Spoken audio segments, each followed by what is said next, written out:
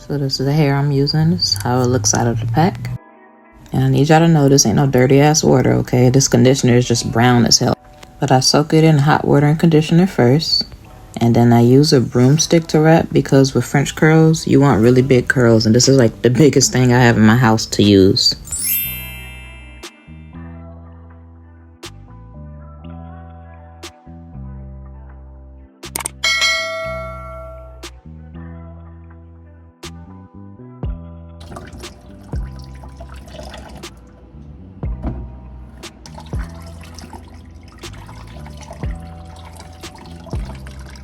Now they're all curled and dried.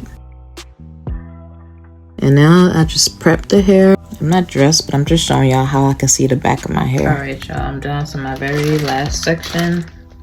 So I curled 5 packs of hair and I used 1 extra pack.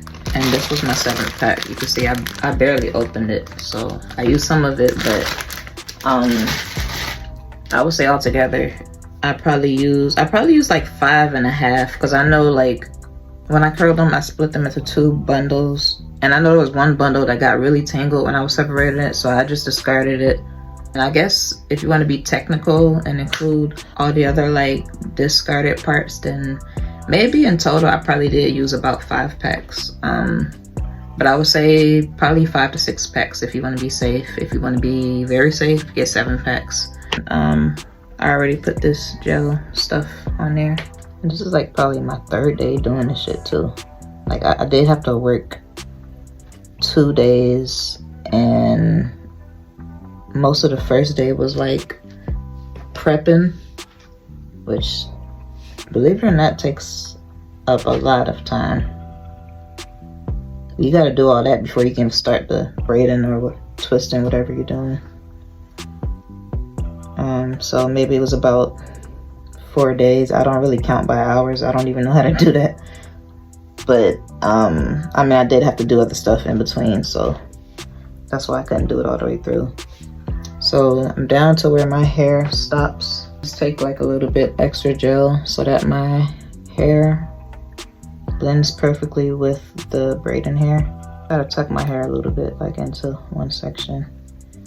Take the other section, just wrap it around for a little bit.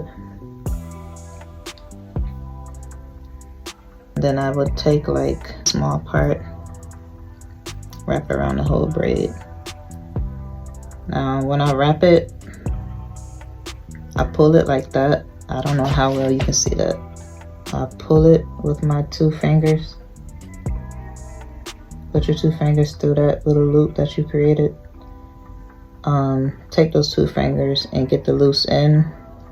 Pull it through there. When you do it that way, you get to pull this part down to tighten the end. When you do it like the other way, I guess like the common way, it's not that big of a deal, but you're gonna end up pulling this part up. And like when you finish the whole braid, you'll see that it like kind of sticks up. So all down in the same direction and stuff. That's the reason I sell it that way. And you can do this however many times you feel is secure enough. I did about 2 or 3. I just snipped this to like even it out. Okay, so that's the one I just did, the very last one. This is how the hair is gonna look. Like this, basically. That's how curly it's gonna be. The only ones that like I feel like be needing recurl is these very front ones. Like, see how they fall kind of straight? I don't know why that happened. Most importantly for these, don't wrap it tight because these are squishy. That's just gonna make your curls much smaller. So wrap very loosely. Make sure your hair doesn't overlap.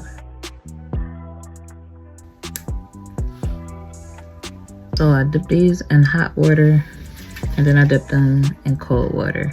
Hot water is gonna set the style and then cold water is gonna like seal it. Also, since these are spongy and absorb it, I don't wanna take these out while the water is still hot. Do the same thing with the blow dryer. I blow dry it on hot and then I blow dry it on cold. So just remove the curls, don't unravel it, just slide it off of the roller and hold the curl and then pin it. The only reason I blow dry it with the pins on is because the sponge will hold too much water and it'll take longer to dry. So it's now my birthday, which means this really needs to be done at this point. They're all blow dried and I'm just about to take them down and show you the final result.